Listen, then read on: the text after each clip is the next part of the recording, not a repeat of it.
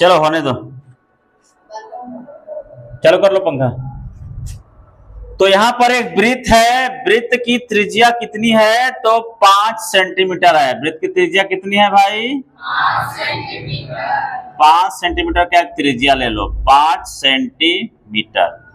फिर कह रहा है 5 सेंटीमीटर त्रिज्या वाले एक वृत्त के बिंदु P पर स्पर्श रेखा PQ, स्पर्श रेखा PQ बोल रहा है, यानी कि ये जो स्पर्श बिंदु है ये क्या है? P है। और केंद्र बिंदु को हमेशा क्या मानते हैं?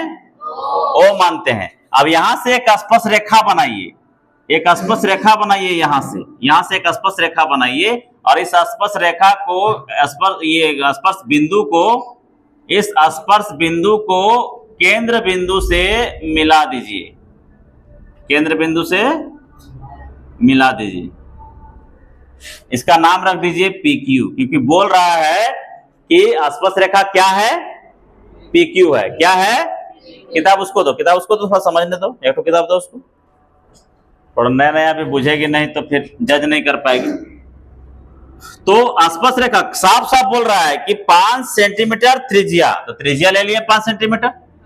त्रिज्या जहां भी ले सकते हो, कोई दिक्कत नहीं है, लेकिन ऐसे ही ले रहा तब समझने में दिक्कत नहीं होगा, खड़ा लेना सीधा।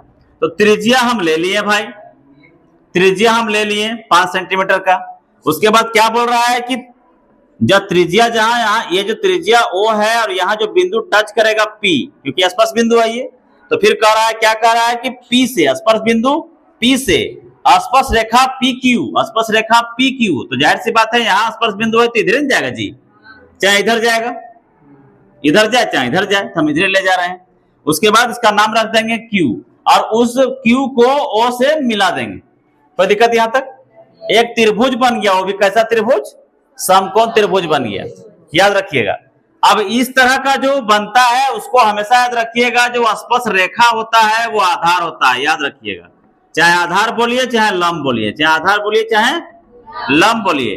और जो त्रिज्या होता है वो भी आपका चाहे आधार होता है चाहे लंब होता है। पहले भी बताए हैं कि लंब और आधार चेंज हो सकता है, लेकिन कर्ण कभी भी चेंज नहीं हो सकता है। तो कर्ण कौन होता है? बाह्य बिंदु जो होता है, बाह्य बिंदु, बाह्य बिंदु यानी कि बाहर का बिंदु, अभी तुरंत बताए थे, बाहर का रेखा बताए थे ना। उसी तरह वृत्त के बाहर एक बिंदु होता है, उसको बाह्य बिंदु बोलते हैं, और वो केंद्र के बिंदु से जुड़ा हुआ रहता है। वो जो रेखा होता है वो हमेशा क्या होता है? कर्ण होता है। याद रखिएगा, एकदम माथा में इसको घुसा लीजिए कि कर्ण कौन होता है? तो बाह्य बिंदु से केंद्र को जोड़ने वाला जो रेखा होता है वही कर्ण होता है। सबसे लंबी भुजा वही होता है, ठीक है। चाहे इसको लंब या आधार बना दीजिए, चाहे इसको लंब या आधार बना दीजिए, कोई फर्क नहीं पड़ेगा, लेकिन ये वाला जो रेखा है वो हमेशा आपको कर्ण रहेगा।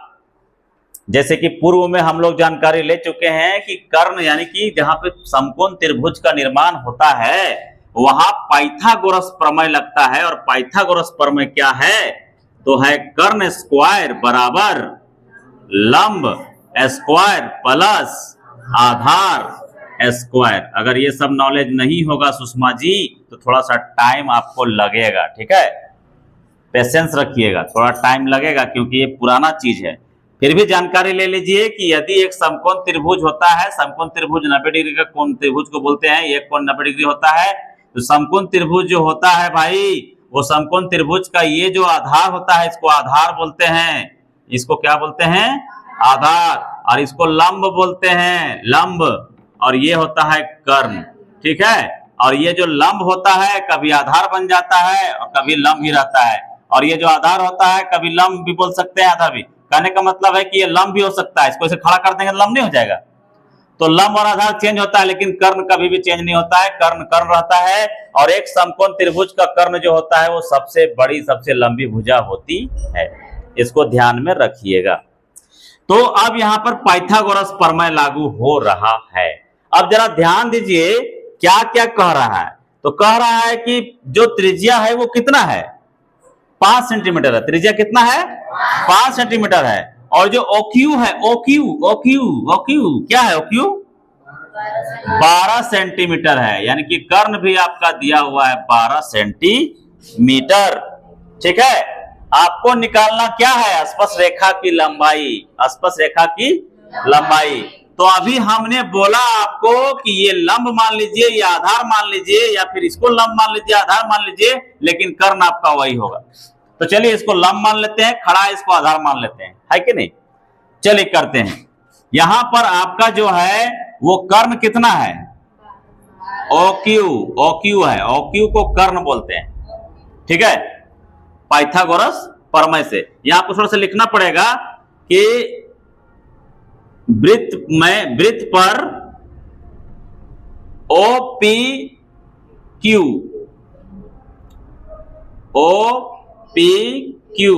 एक समकोण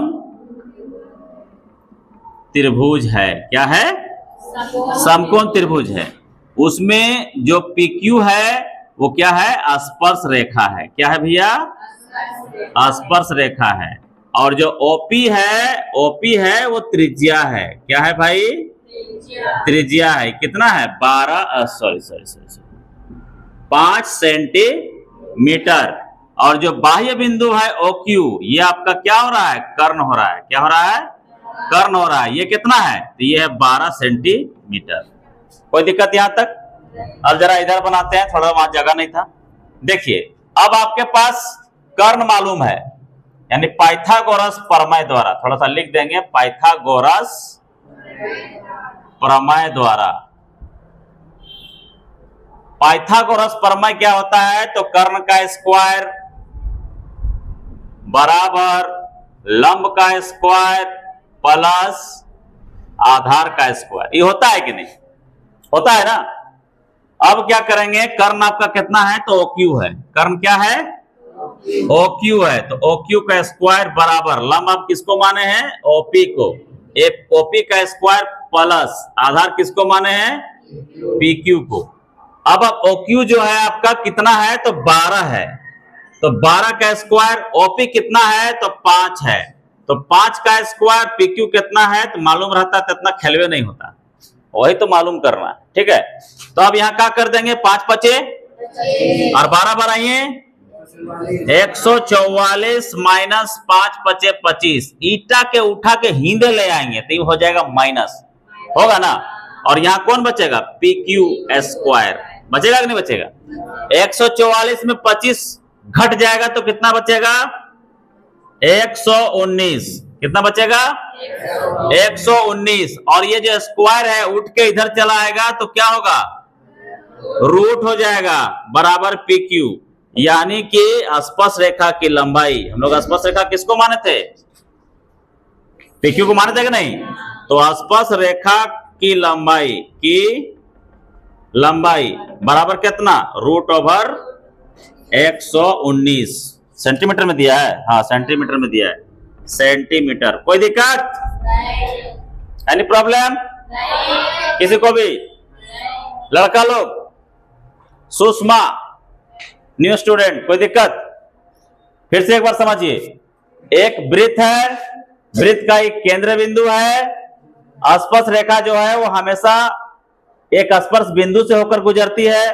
ये जो बाहर में है PQ स्पर्श रेखा आपके किताब में दिया हुआ है, तो आपको P और Q से O और Q को मिलाना होगा, वही कर्ण हो जाएगा, ये आधार हो जाएगा और ये लंब हो जाएगा त्रिज्या।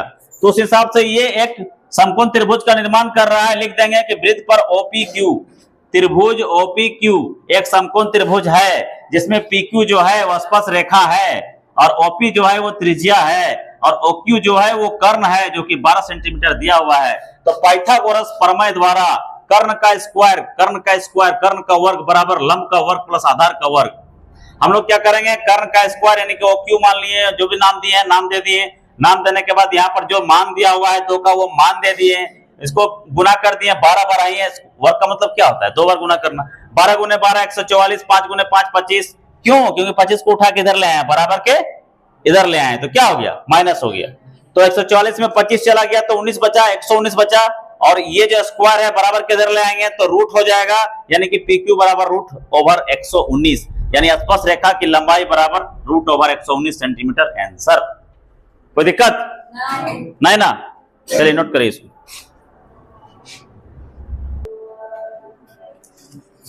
लास्ट क्वेश्चन एक्सरसाइज 10.1 का नंबर 4 जो है वो ऐसे कोई क्वेश्चन है नहीं, वो बस प्रैक्टिस क्वेश्चन ऐसे आपका याददाश्त को टेस्ट कर रहा है। कह रहा है कि एक वृत्त खींचिए और एक दी गई रेखा के समांतर दो ऐसी रेखाएं खींचिए जो उनमें से एक रेखा स्पर्श रेखा हो तथा दूसरी छेदक रेखा हो। ध्यान दीजिए, आप प्राइकल की मदद से कोई भी एक रेडियस लेकर के, त्रिज्या लेकर के एक वृत्त खींच दीजिए। चलिए हम लोग 4 सेंटीमीटर लेकर के एक वृत्त खींच देते हैं। सपोज दैट 4 सेंटीमीटर वृत्त लिए और ऐसे करके खींच दिए। अब यहां कह रहा है एक दी हुई रेखा से, कोई एक रेखा दी हुई है, कोई भी एक रेखा दी हुई है, उस रेखा के समांतर एक और दो और समांतर रेखा खींचना है। उस रेखा के समांतर दो और समांतर रेखा खींचना है जिसमें से एक स्पर्श रेखा और दूसरा छेदक रेखा हो। तो चलिए यहां पर एक रेखा दिया हुआ है, सपोज दैट यहां पर एक रेखा दिया हुआ है, ऊपर में एक रेखा दिया हुआ है। इसका समांतर रेखा कहां होगा सो बताओ, यहां हो सकता है ना? तो यहां पर हम एक क्या खींच देंगे, स्पर्श रेखा खींच देंगे और इसी के समांतर एक और रेखा खींचना है जो छेदक रेखा कहलाएगा। तो इधर एक छेदक रेखा खींच देंगे, इसका नाम रख देंगे ए बी, इसका नाम रख देंगे सी डी, इसका नाम रख देंगे ई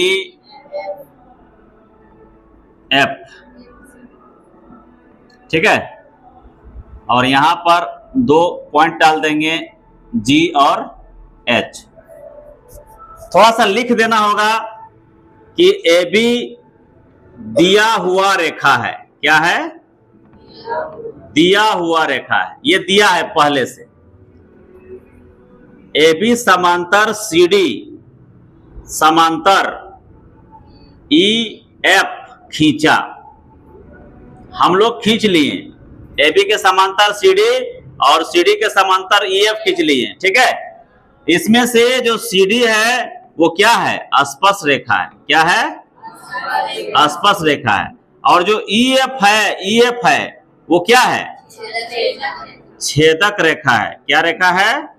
छेदक रेखा, जो वृत्त को दो बिंदुओं, कौन कौन जगह में? दो बिंदुओं जी और एच में, जी तथा एच में प्रतिच्छेद करती है। कोई दिक्कत? बस ये कुछ नहीं है, ये क्वेश्चन आपको आने वाला नहीं है, बस आपका माइंड टेस्ट कर रहा है कि आप क्या समझें। तो आपने यहाँ दिया हुआ एक है रेखा ए बी, उसी के समांतर रेखा खींचना है और उसके समांतर एक और रेखा खींचना है, यानी कि जो दी हुई रेखा है उस रेखा के समांतर 2 और रेखाएं खींचना है। उसमें से एक स्पर्श रेखा होना चाहिए और दूसरा छेदक रेखा होना चाहिए। तो हमने दिया ए बी दिया हुआ मान लिए और सी डी और ई एफ को एक समांतर रेखा खींच दिए, एक को स्पर्श रेखा बना दिए, दूसरा को छेदक रेखा बना दिए। बस इतना ही करना है। ठीक है, हो जाएगा। तो आपका यहाँ बस इंपॉर्टेंट क्वेश्चन आपका 3 ही तक था, ये ऐसे ही दिया हुआ है, उतार लीजिए।